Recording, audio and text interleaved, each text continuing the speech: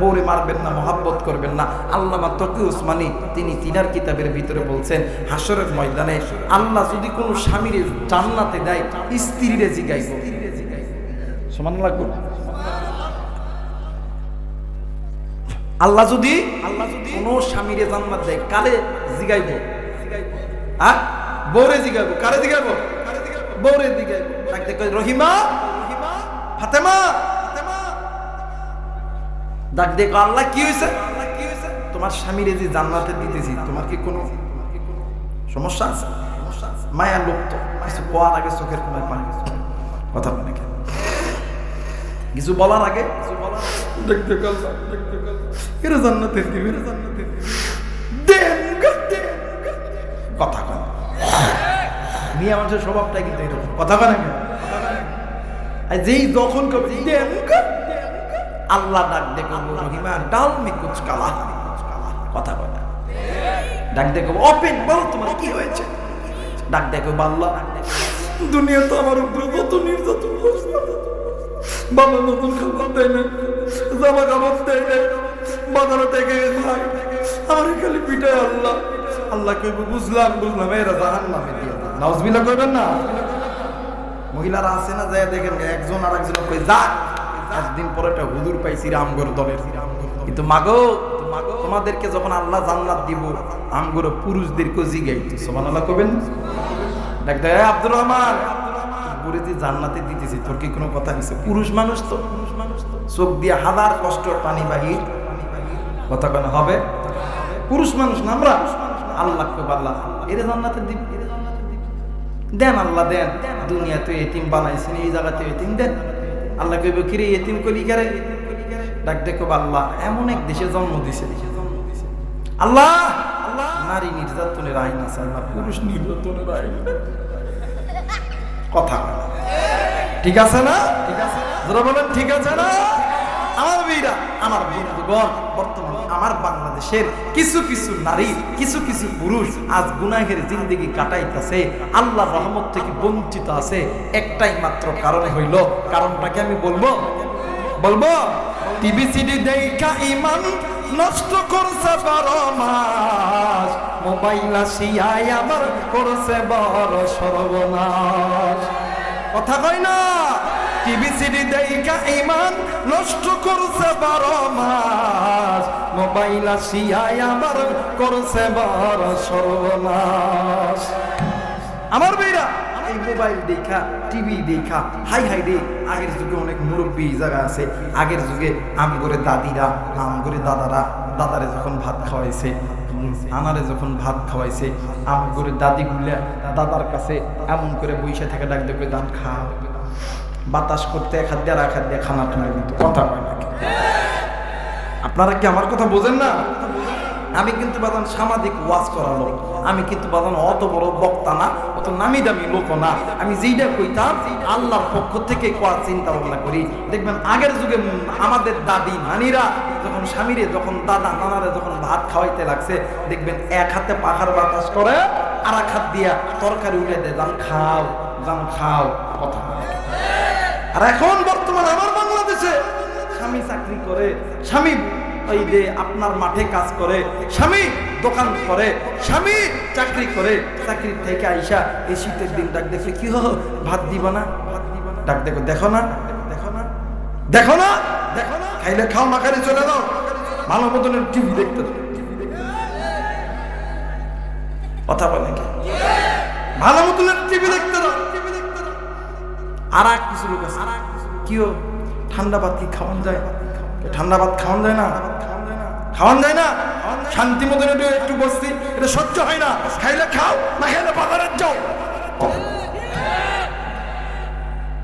মাগো, এর মধ্যে কোনোদিন শান্তি নাই। শান্তি আছে ওই ঘরের মধ্যে, ওই ঘরের মধ্যে স্বামী স্ত্রীর মহাব্বত ভালোবাসা আছে। হাজারো দুঃখ কষ্টের ভিতরে যে ঘরের মধ্যে স্বামী স্ত্রীর মহাব্বত আছে, ওই ঘরের মধ্যে আল্লাহর রহমত আছে, কথা বলেন ঠিক কিনা?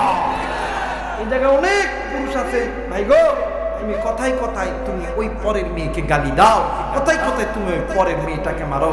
তুমি জানো নি তোমার বাড়ি এই আজকে এটা কোন থানা? কোতোয়ালি থানা, তোমার বাড়ি কোতোয়ালি থানা, তুমি বিয়া করছো পার্বতীপুর থানা। কোন থানা? এই পার্বতীপুরে একটা মাইয়ারে তুমি তোমার বাড়িতে আনছো। তোমার বাড়িতে তোমার মা, বাবা, ভাই, বোন, আত্মীয় স্বজন, তুমি ইচ্ছা করলে মা তোমার চোখের সামনে, আব্বা তোমার চোখের সামনে, বোন তোমার চোখের সামনে। কিন্তু তুমি যারে ওই পার্বতীপুর থানার থেকে মাত্র আলহামদুলিল্লাহ কবুলের দ্বারা আনছো, ও যখন মা যখন কইবে, ওর মা কি ওর সামনে আসবে? জোরে বলেন আসবে? আব্বা যখন কইবে, আব্বা কি সামনে দাঁড়াবে? তাহলে ওই মহিলাকে মহাব্বত করো, ভালোবাসো। কারণ তুমি যারে বিয়া করে আনছো, দেখবা তোমার ভালোবাসার জন্য সে সকাল থেকে সন্ধ্যা পর্যন্ত এতটাই পরিবার ব্যস্ত থাকে, খাওয়ার সময় পায় না। অথচ ও যখন ওর মায়ের বাবার বাড়ি ছিল, প্রতিদিন সকাল 10টার সময় ঘুম থেকে উঠতো, বাড়ির সবথেকে বড় মাছের মাথা তার জন্য ডাইনিং টেবিল, ড্রেসিং টেবিলে পড়ে থাকতে। কথা কয় না কেন? আর মাদেরকে বলবো, মা গো, স্বামী যদি বিপদে পড়ে স্বামীর সঙ্গ ছাড়া যাবেন না। স্বামী যদি অসুস্থ হয়, স্বামী যদি গরিব হয়, ওই স্বামীকে মহাব্বত করো, ওই ঘরের মধ্যে ভালোবাসা মহাব্বত দিবেন। যারা বলেন কে? আর বর্তমান আমাদের সমাজে কিছু কিছু বোন আছে, কিছু কিছু আমাদের ভাবি আছে, হাই হাই রে, স্বামী যদি পকেট হঠাৎ দেখতেছি স্বামীর ব্যবসার মধ্যে লস, স্বামীর টাকা নাই, দেখবেন ও খুঁজা স্বামীর বিপদের মধ্যে ফেলায় দিয়া ও অন্য লোকের দৌড়। কথা বলে কেন? এইদিক স্বামী বিদেশ গেছে, স্বামীর যা টাকা আর ব্যাংকের মধ্যে রাখছে, স্বামী আসার কথা শুনে এই যাত্রা দিছে। কথা বলে না কেন? কিন্তু মাগো, এটা কোনো মুসলমান নারীর চরিত্র হতে পারে না, এটা কাফের ইহুদিদের চরিত্র। কথা বলেন ঠিক কি না? মুসলমান ভাইরা আমার, বন্ধুগণ, বাবু, হ্যাঁ বাবু, হ্যাঁ বাবু, বাবু কথা বলো না, বাবু কথা বলা যাবে না তো, একটু স্টপ হয়ে থাকে। মুসলমান ভাইরা আমার, বন্ধুগণ, কোনো দিকে কোনো নজর নাই। এরে বাবা, এরে ভাই, এরে ভাবি, কেন আপনার ঘরের মধ্যে আল্লাহর রহমত আসবে না? কেন আপনি আপনার স্ত্রীকে ভালোবাসবেন না? কেন ভাবি আপনি আপনার স্বামীরে ভালোবাসবেন না? কেন বোন তুমি দুলাভাইকে ভালোবাসবা না? এরে মুসলমান বন্ধু, মোবাইল থাকলে রেকর্ড করে নিয়ে যাও গো ভাবি। ও ভাইয়া, মোবাইল থাকলে রেকর্ড করে নিয়ে যাও রে বাবা। এরা বন্ধু, নাম শুনছেন আল্লাহর পয়গম্বর আইয়ুব নবী।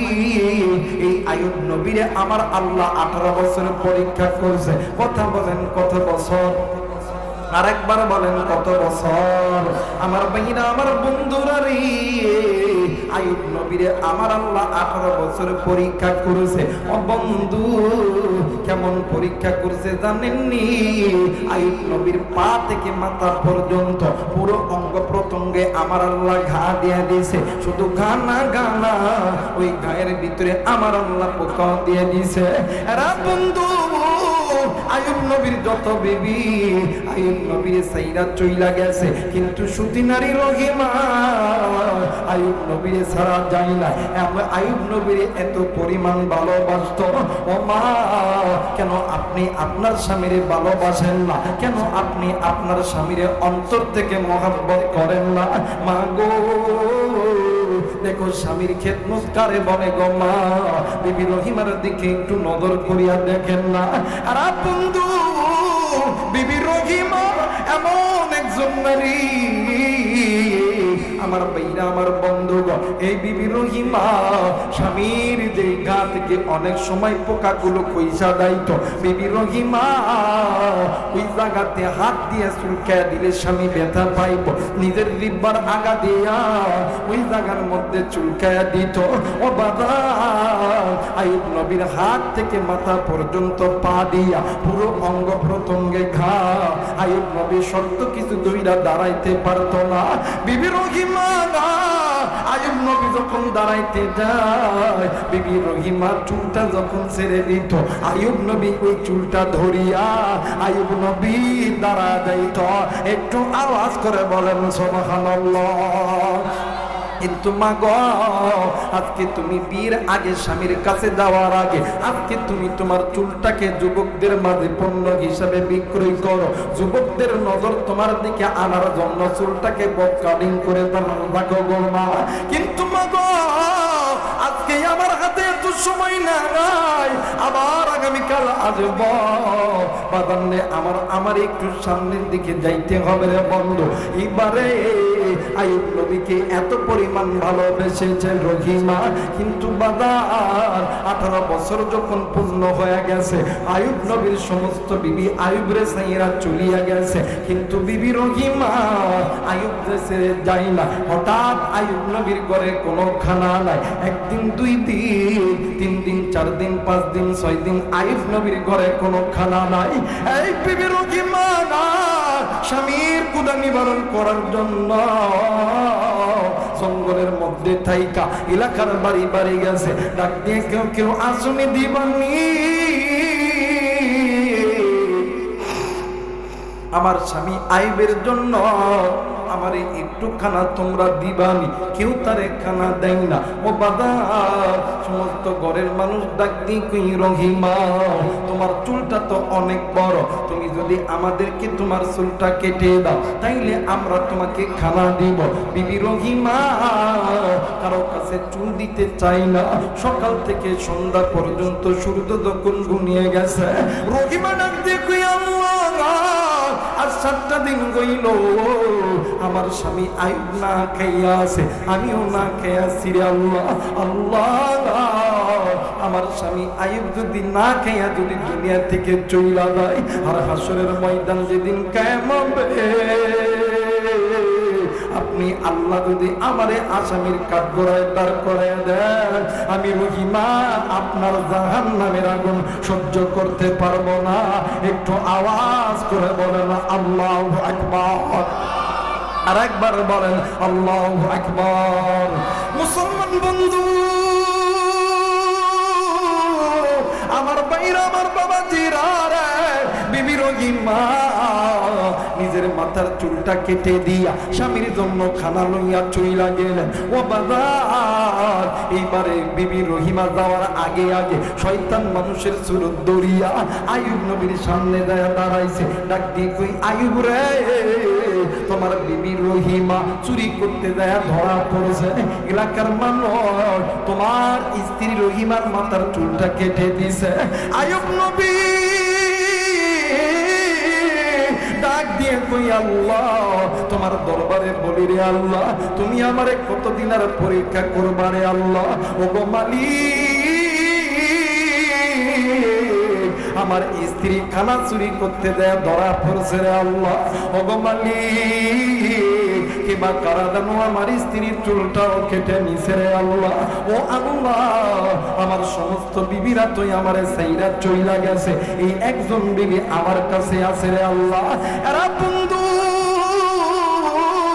আমার বাইরা, আমার বাবা জিরা রে, আমার আল্লাহ ডাক দিবি আইয়ুব রে বলে দাও, আমি আল্লাহ আইয়ুবের পরীক্ষার দিন শেষ। আইয়ুব যেই জায়গার মধ্যে দাঁড়ায় আছে ওই জায়গায় একটা মাটি আছে, ডান পায়ের গোড়ালি দিয়া বিসমিল্লাহ বলিয়া ওই জায়গার ভিতরে জোরে কইরা লাথি মারবে। লাথি মারার সঙ্গে সঙ্গে আমি আল্লাহর জমিন ফাইটা জমিনের নিচ থেকে পানি বাহির হবে। আস্তে কয়া বাড়ির যে কেন সুবহানাল্লাহ, আর জোরে বলেন সুবহানাল্লাহ। মুসলমান বন্ধুরে আইয়ুব নবী যখন ডান পায়ের গোড়ালি দিয়া ওই জমিনে যখন পাড়া দিয়েছে, জমিন থেকে পানি উঠছে, আইয়ুব নবী ওই পানিতে যখন গোসল দিয়েছে, আমার আল্লাহ আইয়ুব নবীরে 18, 20, 22 বছর যুবক আমার আল্লাহ বানায় দিছে। আর জোরে বলেন সুবহানাল্লাহ। হে মুসলমান, আইয়ুব নবী ওই জায়গা থেকে বাহির হইয়া বিবির খুঁজে চলে গেছে। এই দেখি বিবি রহিমা খানা লইয়া আইসা দেখে স্বামী নাই, শয়তান আবার মহিলার সুরত দরিয়া রহিমার কাছে ধোঁকা দিতেছে। এরে রহিমা, তোমার স্বামী তোমাকে খোঁজার জন্য গেছে। কে বা কারা বলছে তুমি নাকি খানা চুরি করতে যায় ধরা পড়ছো, এলাকার মানুষ তোমার মাথার চুল কেটে নিয়ে গেছে, এই জন্য আয়ু রাগান্বিত অবস্থা তোমার খোঁজে গেছে, তোমারে বোধহয় আর এই ঘরের মধ্যে রাখবে না। বিবি রহিমা ওই শয়তান মহিলার কথা শুনিয়া বিবি রহিমা সঙ্গে সঙ্গে ওযু বানাইছে। ওযু বানাইয়া বিবি রহিমা 2 রাকাত নামাজ আদায় করিয়া বিবি রহিমা আল্লাহর কাছে কান্দের ডাক দিয়ে কই, আল্লাহ কেউ জানে না, তুমি জানো আমি আমার স্বামী আইয়ুরে কত পরিমাণ ভালোবাসি। আল্লাহ গো, আর 7টা দিন হইল আমার ঘরে খানা নাই, আমার স্বামী আইয়ুব অসুস্থ, আমিও খাই নাই, স্বামীও খাই নাই। আমি স্বামীর খানা আনার জন্য আমি আমার নিজের চুলটা কেটে দিছি রে আল্লাহ। ও মালিক, আপনি জানেন আমি চুরি করি নাই, আমার স্বামী আইয়ুব। এলাকার মানুষ যদি মিথ্যা কথা শুনিয়া দিয়া আমার স্বামী আইয়ুব যদি আমারে সাইরা চইলা দেয়, আমি আইয়ুবের বিবি রহিমা আমি আমার নিজের জীবন দিব, আমি আমার স্বামী ছাড়ব না। একটু আওয়াজ করে বলেন সুবহানাল্লাহ। এ মুসলমান ভাইরা রে আমার, এইদিকে আইয়ুব নবী ঘরের দরজায় এসে দাঁড়ায় আছে। রহিমা ডাকতে কই, আল্লাহ জীবন দিলে জীবন দিব, মরলে মরব, কিন্তু স্বামী ছাড়ব না আল্লাহ। এই কথা বলিয়া এইবারে রহিমা দোয়া যখন শেষ করেছে, পিছন থেকে আইয়ুব নবী আয়েশা পিছন দিক থেকে আয়েশা রহিমারে জড়ায়া ধরছে। আইয়ুব নবী ডুকরে ডুকরে কান্দে, রহিমা ডুকরে ডুকরে কান্দে, ডাক দিয়ে কই, রহিমা রে আমি জানি তুমি আমারে কতটা ভালোবাসো রে রহিমা। এরে রহিমা, আমি আইয়ুবের যতগুলো বিবি ছিল সমস্ত বিবিরা আমারে সাইরা চলিয়া গেছে, আমার সুখের দিনে চইলা গেছে, আমার দুঃখের দিনে চইলা গেছে, কিন্তু হাজার কষ্টের ভিতরে তুমি রহিমা তুমি আমারে ছাড়া যাও নাই। ও গো রহিমা, আমি তোমারে ভালোবাসি। এইবারে আইয়ুব নবী আল্লাহরে ডাক দিয়ে কই, আল্লাহ আমার রহিমার প্রতি আমি খুশি, আল্লাহ আল্লাহ তুমিও খুশি হইয়া দাও। শুধু তাই নই রে আল্লাহ, জান্নাতের ভিতরে যখন কোন নারীরে আপনি ঢুকাইবেন, ওই নারীদের কাতারে আমার বিবি রহিমার নামটাও যাতে তুমি আল্লাহ সম্মানী করে রাখা দিও। একটু আওয়াজ করে বলেন সুবহানাল্লাহ। মুসলমান বাবাইরা রে আমার, মুসলমান বাবাজি কোন দিকে কোনো নজর নাই। এইবারে মুসলমান বন্ধুরে জিবরাইল আমিন ডাক দিয়ে কই, নবী গো চিন্তার কোনো দরকার নাই, হাসরের ময়দানে যতগুলো নারীরা আল্লাহ জান্নাত দিবে,